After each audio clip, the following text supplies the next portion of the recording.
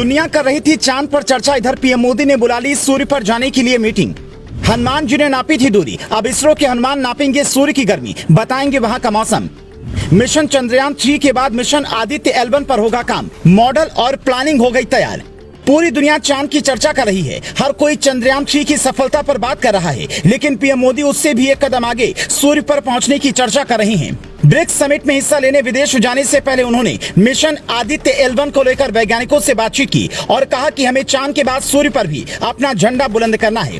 हालांकि आप सोचेंगे कि सूर्य पर इतनी गर्मी है कि कुछ भी पिघल जाएगा तो अपना मिशन कामयाब कैसे होगा, तो उसका भी जवाब इसरो के वैज्ञानिकों ने ढूंढ दिया है। जैसे हनुमान जी ने इतनी गर्मी के बावजूद न सिर्फ सूर्य की दूरी नापी थी बल्कि सूर्य को ही निगल लिया था, ठीक वैसे ही कुछ सूर्य के आसपास के हालात का पता लगाने के लिए इसरो के वैज्ञानिक करने वाले हैं। तो आइए ग्राफिक्स के जरिए समझते हैं कि मिशन आदित्य L1 क्या है और इस मिशन से हमें क्या हासिल होगा। आदित्य L1 एक तरह का अंतरिक्ष वाला दूरबीन है जो सूर्य और पृथ्वी के बीच रहकर दूरबीन की मदद से सूर्य पर नजर रखेगा, उसकी एक एक रिपोर्ट इसरो तक पहुंचाएगा। इसे आसान भाषा में समझने के लिए ये तस्वीर देखिए। यह है पृथ्वी और यह है सूर्य। पृथ्वी से सूर्य की दूरी करीब 15 करोड़ किलोमीटर है। सूर्य की सतह का तापमान 57,000 डिग्री सेल्सियस है। यहाँ 50 डिग्री सेल्सियस में हमारे पसीने छूट जाते हैं, तो सोचिए सूर्य की सतह पर कैसी गर्मी होगी। सूर्य पर सब कुछ पिघलने वाली स्थिति है, इसीलिए इसरो के वैज्ञानिकों ने सूर्य पर पहुंचने की बजाय एक अलग आइडिया लगाया है।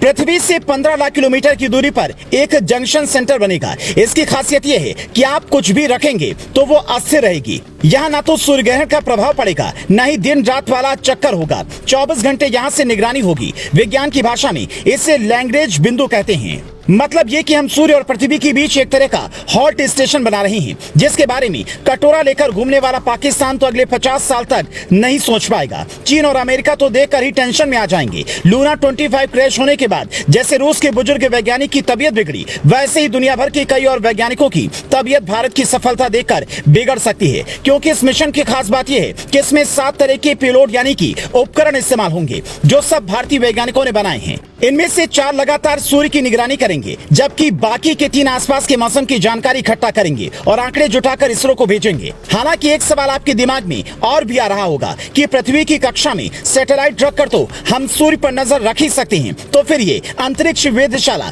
या फिर इस तरह का सेंटर बनाने में हजारों करोड़ रुपए खर्च करने की क्या जरूरत है?